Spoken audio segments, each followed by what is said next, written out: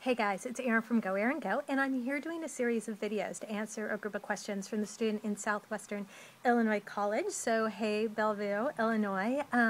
Dr. Morgan actually assigned my book, Adventure Philanthropist, Great Adventures Volunteering Abroad, as part of the English curriculum, and about 120 students read it, and she got in touch with me and asked me to answer some of the students' questions, which I'm thrilled to do. So I'm going to do a series of 3 videos. I kind of grouped the questions into 3. So the first one was kind of about my impressions overall that I got from the trip. The second one is really about what I learned from the trip, and the third were sort of a group of questions that had to do with writing the book.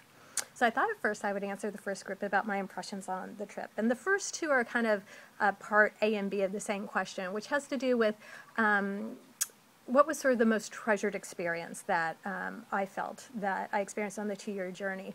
And I guess I could answer this in 2 ways. One is from a purely sort of travel point of view, and the second is actually from like a more personal point of view of what I really learned on the trip. And from a travel perspective, I would have to say the most amazing thing is Antarctica. Like, really, it is above and beyond anything you can imagine. So you would think, you know, it's frozen, it's white, it's a lot of snow, how great can it be? But it's actually mind-boggling how beautiful it is and pristine, and the animal lives with the orcas and the humpback whales and the penguins and the seals and everything else. It's really, truly amazing. And I had a great opportunity to actually go and camp on the continent, the white continent, which is really rare.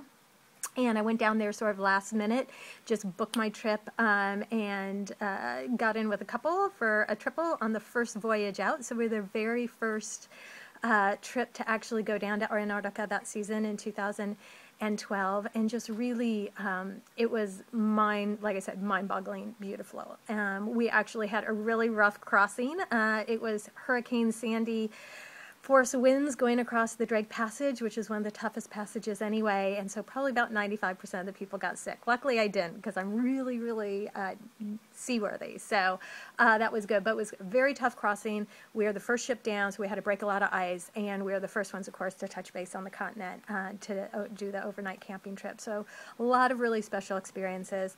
Another thing I really liked about the Antarctica expedition is that not only did you get to see all these amazing animals and the beautiful landscapes and everything else, you learn so much. So on the expedition ship, there were biologists and environmentalists and historians and political scientists that told you all about Antarctica as sort of the treaties and who runs it and who owns it and who thinks they own it and all the minerals underground and how it was shaped and the flora and the fauna there. And so I found that super, super interesting as well. So I thought Antarctica would be a once-in-a-lifetime experience. That's why I popped for the money to do it, and absolutely not. Like, I'm going back, no doubt about it. In my mind, I'm trying to get up to the Arctic Circle. I've been up to the Arctic Circle once, but I want to go even further this time to see some of the polar bears and the walruses and things. And so, yeah, the White Continent, #1 that I saw on the trip.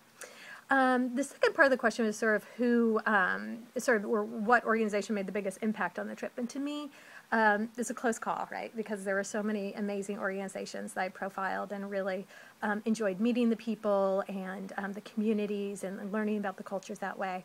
But I would say it would have to be Lishomo in Livingstone, Zambia. Lishomo Home is actually a home for girls that had been physically abused by family members or people in the community, but mainly family members. And so they needed a place to actually go while they awaited their court dates. And many times, because of the stigma attached and because of the family drama and all of that, they never actually returned home. And so it was a home for girls. There were about 20 or 25 of them there.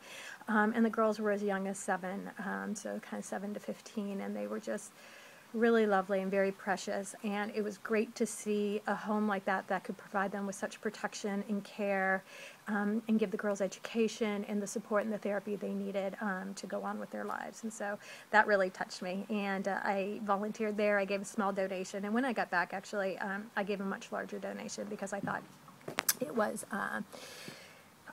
really necessary to support those girls in their work.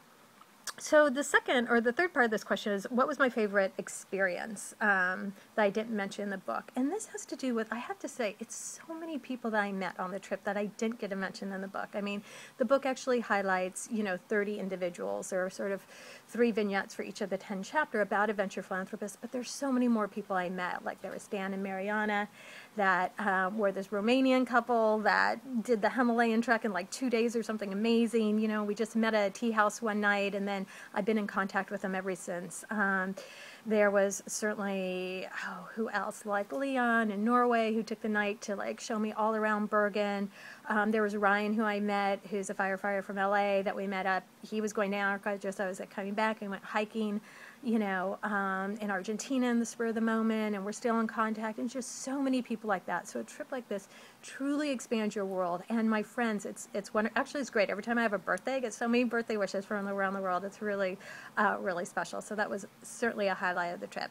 Let's see, the last question for this grouping is, who was the most inspirational person I met on the journey? And I would have to say, is somebody I did highlight in the book, and that's Nirma Rai, who is a Nepali woman, one of the top climbers and women Sherpa in Nepal. She is absolutely amazing. She comes from a very, very poor family in the Everest district, and went to school and convinced her parents to let her go to school. They lied about her age so that she could go. The teachers kind of let her skip all these classes. She actually has a passport, which is very rare for a Nepali woman, and so is self-educated.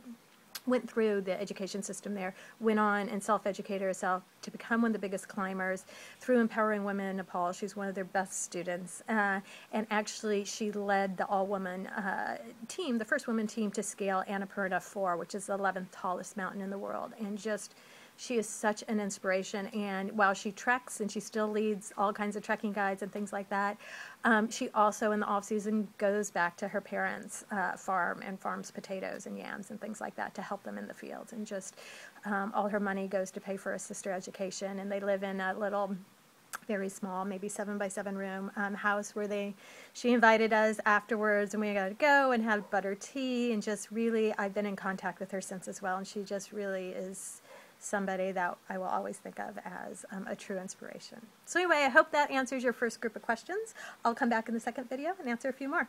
Thanks. Bye, guys.